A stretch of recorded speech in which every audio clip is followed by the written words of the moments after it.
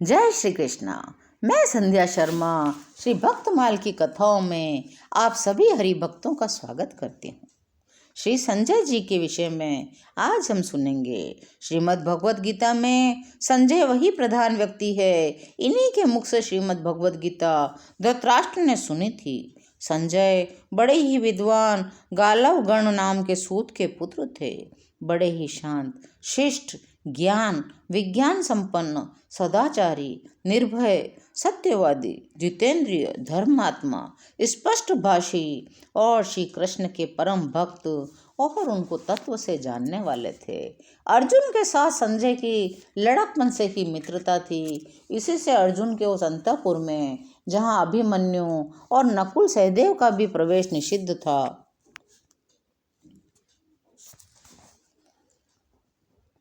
संजय को प्रवेश करने का अधिकार था। जिस समय संजय कौरवों की ओर से पांडवों के यहाँ गए थे, उस समय अर्जुन और भगवान श्री कृष्ण अंतःपुर में थे। वहीं देवी द्रौपदी और महाभामा सत्यभामा जी में थी। संजय ने वापस जाकर वहाँ का वर्णन सुनाते हुए महाराज धृतराष्ट्र से कहा था, मैंने अर्जुन के अंतःपुर में जाकर देखा कि भगवान श्री कृष्ण अपने दोनों चरण अर्जुन के गोद में रखे हुए हैं और अर्जुन के चरण द्रौपदी और सत्यभामा की गोद में हैं।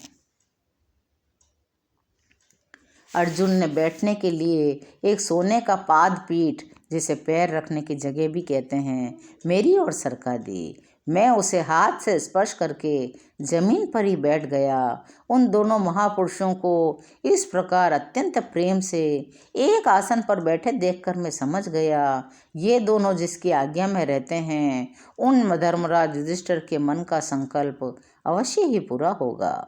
महाभारत युद्ध आरंभ होने से पूर्व ही त्रिकालदर्शी भगवान वेद व्यास ने धृतराष्ट्र के पास जाकर युद्ध का अवश्यम भावी होना बतलाते हुए कहा, यदि तुम युद्ध देखना चाहो तो मैं तुम्हें दिव्य दृष्टि देता हूँ।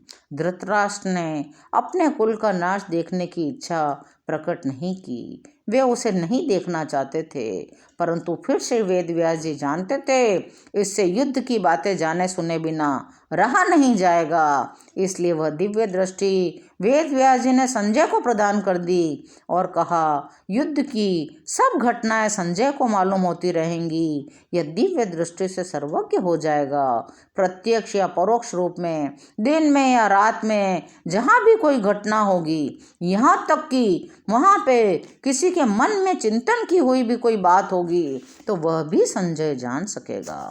तदनुसार संजय ने पहले दोनों ओर की सेनाओं का वर्णन किया, फिर गीता सुनाना आरंभ कर दिया। गीता भीष्म पर्व के 25वें में से 42वें अध्याय तक है। इसके बाद जब कौरवों के प्रथम सेनापति श्री भीष्म पितामह 10 दिन तक घमासान युद्ध करके 1,00,000 महारथियों को अपार सेना सहित वध करके अर्जुन के द्वारा आहत होकर शरशैया पर पड़ जाते हैं, तब संजय आकर यह समाचार धृतराष्ट्र को सुनाता है। तब भीष्म के लिए शोक करते हुए धृतराष्ट्र ने संजय से युद्ध का सारा हाल पूछा। महर्षि व्यास, संजय, विदुर और भीष्म आदि कुछ ऐसे ही महानुभाव थे जो भगवान श्री कृष्ण के यथार्थ स्वरूप को पहचानते थे। धृतराष्ट्र के पूछने पर संजय ने कहा था, मैं स्त्री पुत्रादि के मोह में पड़कर अविद्या का सेवन नहीं करता। मैं भगवान के अर्पण किए बिना धर्म का आचरण नहीं करता। मैं शुद्ध भाव और भक्ति योग के द्वारा ही जनार्दन श्री कृष्ण के स्वरूप को जानता हूँ। भगवान का स्वरूप और पराक्रम बतलाते हुए संजय ने कहा, उदार हृदय श्री वासुदेव के चक्र का मध्य भाग 5 हाथ विस्तार वाला है, परंतु भगवान की इच्छानुकूल वह चाहे जितना बड़ा छोटा हो सकता है। वह तेज पुंज से प्रकाशित चक्र सबके सारा सार बल की था लेने के लिए बना है। वह कौरवों का संहारक है, पांडवों का प्रियतम है। महाबलवान श्री कृष्ण ने लीला से ही भयानक राक्षस नरकासुर, शंखासुर, अभिमानी कंस और शिशुपाल का वध कर दिया था। परम ऐश्वर्यवान, सुंदर, श्रेष्ठ श्री कृष्ण मन के संकल्प से ही पृथ्वी, अंतरिक्ष और स्वर्ग को अपने वश में कर सकते हैं।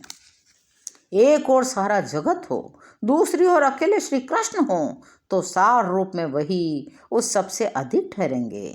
वे अपनी इच्छा मात्र से जगत को भस्म कर सकते हैं, परंतु उनको भस्म करने में सारा विश्व भी समर्थ नहीं है।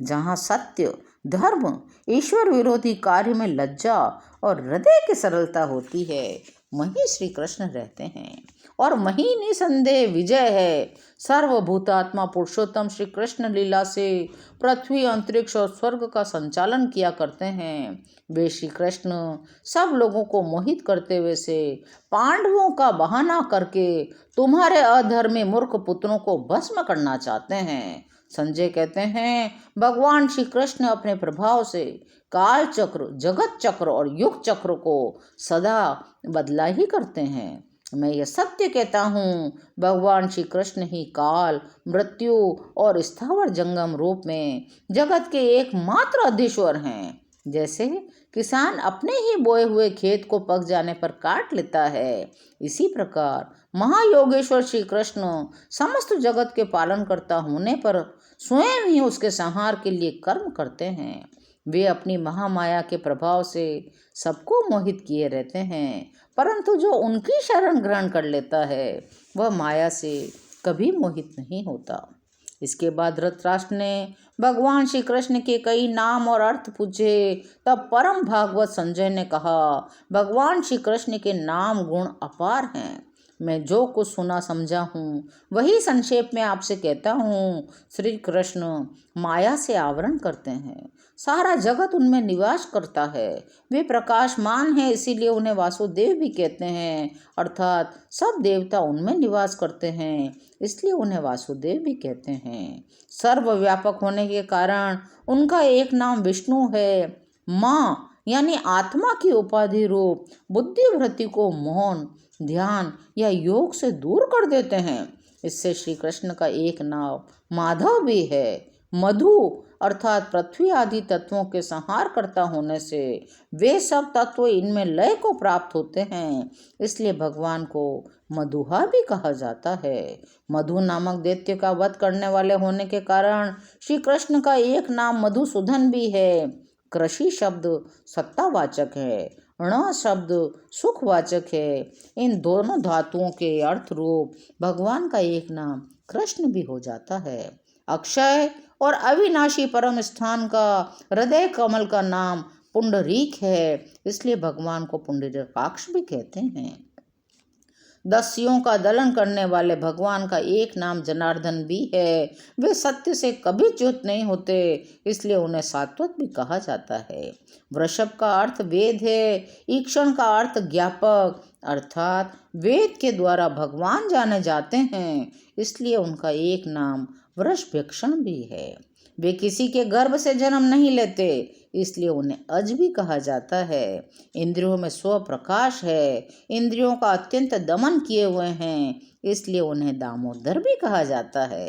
हर्ष, स्वरूप सुख और ऐश्वर्य तीनों में ही भगवान श्री कृष्ण है। श्री कृष्ण ही में इन तीनों हैं, इसी से उन्हें ऋषिकेश भी कहा जाता है। भगवान श्री कृष्ण दोनों विशाल भुजाओं से स्वर्ग और पृथ्वी को धारण करते हैं, इसलिए वे महाबाहु भी कहलाते हैं। वे कभी अधः प्रदेश में क्षय नहीं होते, अर्थात संसार में लिप्त नहीं होते, इसलिए उनका एक नाम अधोक्षज भी है। नरों के आश्रय होने के कारण उन्हें नारायण भी कहा जाता है। सभी भूतों के पूर्ण करता है, इसलिए उन्हें सर्व भी कहते हैं। श्री कृष्ण सत्य में हैं और सत्य उनमें है, इसलिए उनका एक नाम सत्य भी है। चरणों के द्वारा विश्व को व्याप्त करने वाले होने से विष्णु और सब पर विजय प्राप्त करने के कारण भगवान को जिष्णु भी कहते हैं। शाश्वत और अनंत होने से उनका नाम अनंत भी है, और गौ यानी इंद्रियों के प्रकाशक होने से गोविंद भी कहे जाते हैं। यह संजय की श्री कृष्ण भक्ति और श्री कृष्ण के तत्व के ज्ञान का एक उदाहरण मात्र है। आज संजय की कथा यहीं विराम लेती है। भक्तमाल की अन्य कथाओं को सुनने के लिए चैनल को सब्सक्राइब करिए और कमेंट में जय श्री कृष्ण अवश्य लिखिए। जय श्री कृष्ण।